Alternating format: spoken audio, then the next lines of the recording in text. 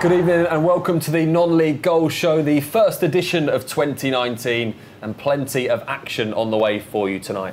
I'm delighted to say, to analyse that action, I'm joined by Jim Cooper and Frank Wilson.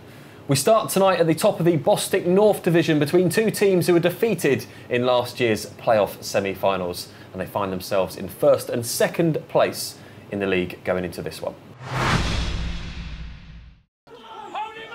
Sure to be a really entertaining game, and it's the visitors who come on the attack straight away. Over it goes and off the top of the bar, so close to taking the lead.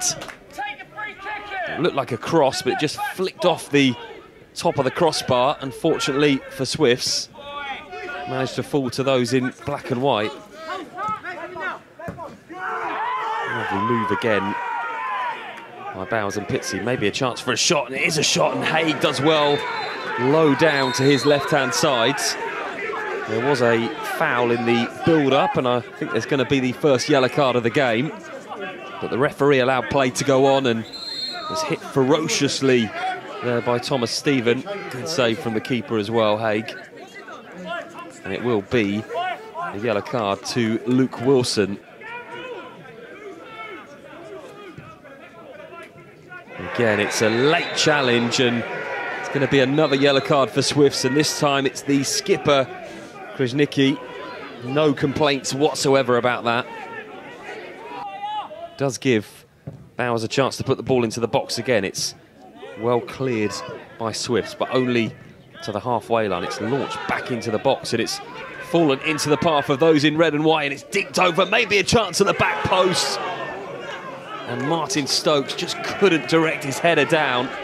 Had a lot of the goal to aim at with Haig on his near post.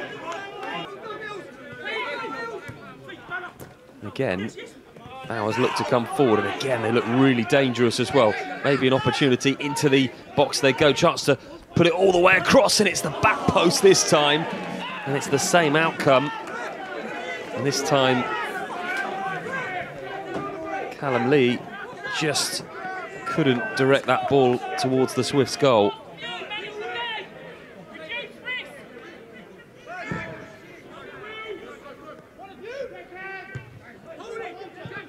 Certainly has been an entertaining half, but I'm sure Swifts will want to play more football on the front foot. He may get a chance now, and it comes through to Price. What can he do? Jigs into the box, and it's cleared long and away by Bowers and Pitsy. And now maybe an opportunity for David Knight. Races through one-on-one with Haig. Great save from the keeper. And as the discussions go on in that Haybridge back line, it's Haig they need to be thankful for. He was through David Knight. It was a really good opportunity, the best of the game so far. A long ball over the top, and this time there's willing runners for Bowers and Pitsy, and that's a really clumsy finish at best from Bradley Warner. Not his best effort.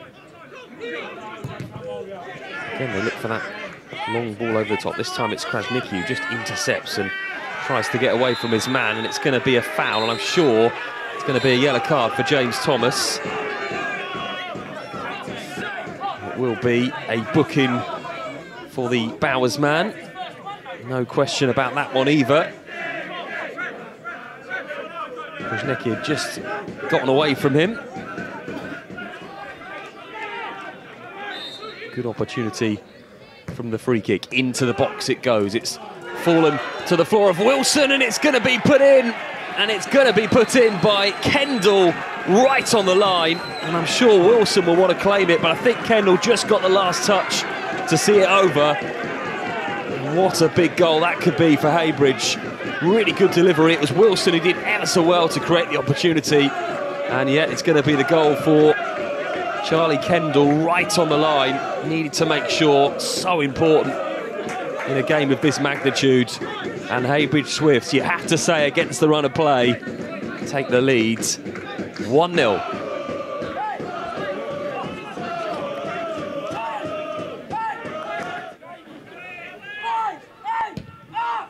Certainly been more forward-thinking in this second half, Swifts, and if it was just on a half of football, they do deserve the lead they have, but can they make it too, and that's a really clumsy challenge there by Lewis Clark. Referee says play on. Haybridge still have the ball and look to come forward once more.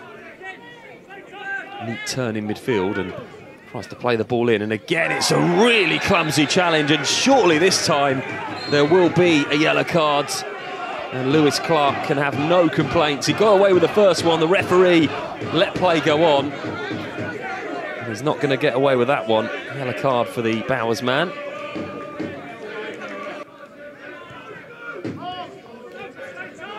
Again, it's really neatly worked by the home side. So much better in this second half, and that's a really clumsy challenge, and he's already been booked, you know, James Thomas, in this second half, and I think that he may just see a second yellow for that challenge. So clumsy, and there was no need for it really.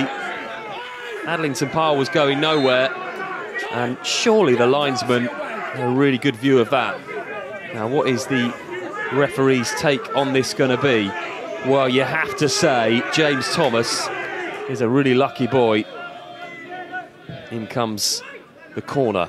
Last chance, perhaps off the line. Really good clearance, and it falls again to those in red and white, and it clears the bar, but that was the moment. Cleared off the line.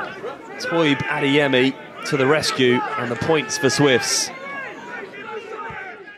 A really good battle at the top of the Bostic North Division, as you'd expect, between two teams fighting it out for the title. It was Haybridge who came out on top, but Bowers had plenty of chances, and they'll be ruining those missed ones. Yeah, I think they'll be kicking themselves, and with the quality they've got in their side, ordinarily you expect David Knight and Brad Warner to be finishing some of the chances that were created by them. And yeah, it's I think it's probably 3 points drop for Bowers, but it makes it interesting in the top of the table.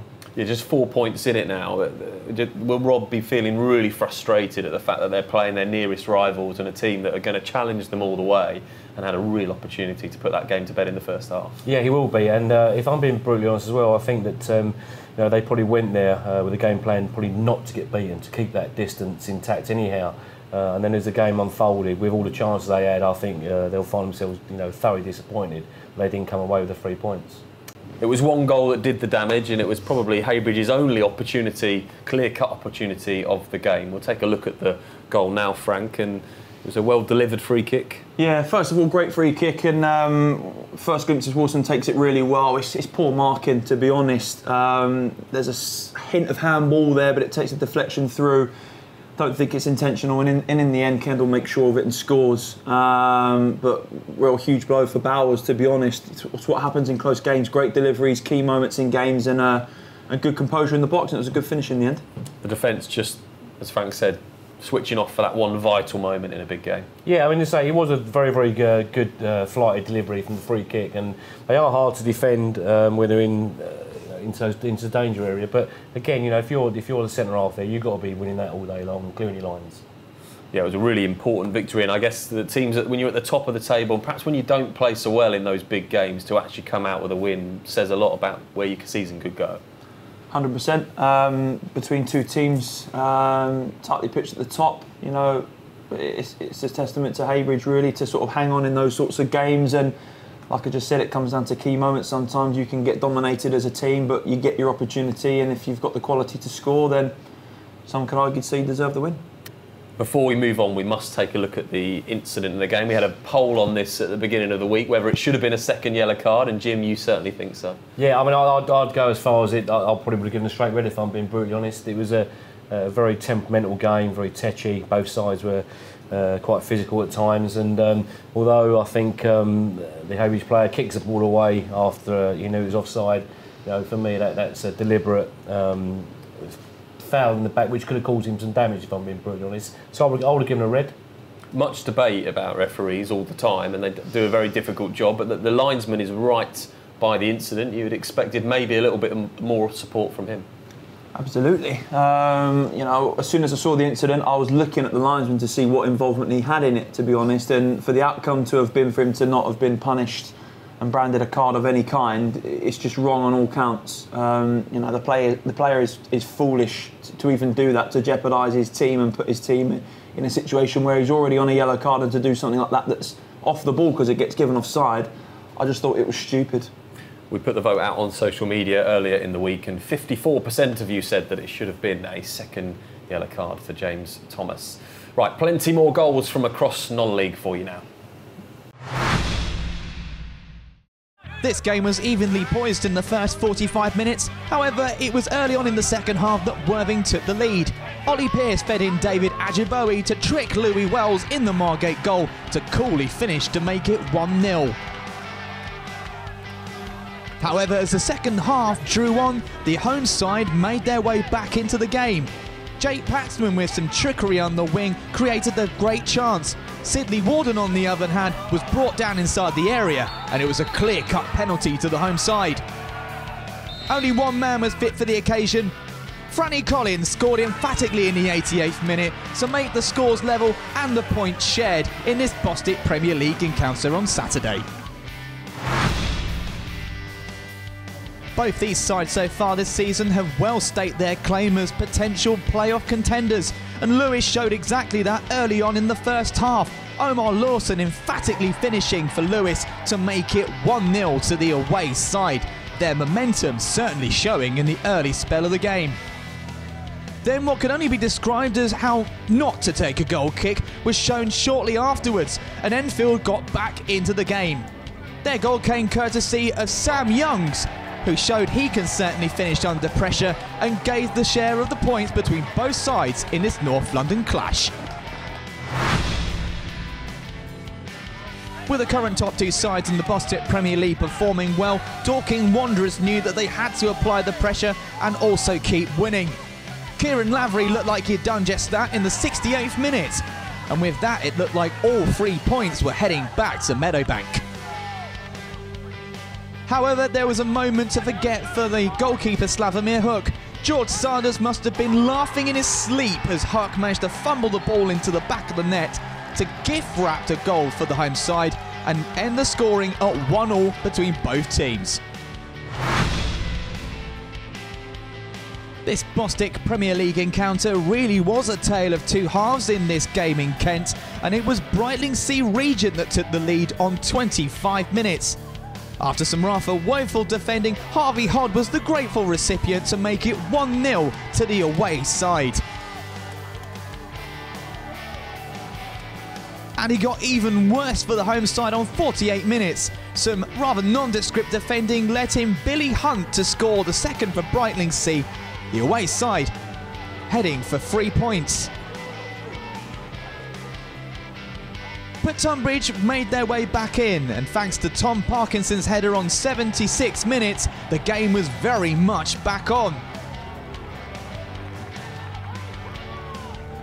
And the points were shared in the 84th minute, substitute Alex Reid having a wonderful finish to make it 2-2, and the points shared in this Bostic Premier League encounter. Brightlingsea, though, will feel agreed with losing 3 points in such a manner. An impressive comeback from Tunbridge Angels could be a turning point in their season. I hope so. I mean, 2-0 down, and with their form of late, Steve must have been thinking, oh, you know, here we go again. But they showed some resolute behaviour from the players, and the second goal from Reid epitomises what he's all about. That's the reason why Steve got him in at Tunbridge. A ball through one-on-one with the goalkeeper, and he finished with a plum. We want you, of course, to send your goals in to us on the Non-League Goals Show. All you got to do is email goals@botn.tv, and if you want to get in touch and ask us how you can transfer your goals over, you can do that as well. We're going to see the final goals of the show now from Barking.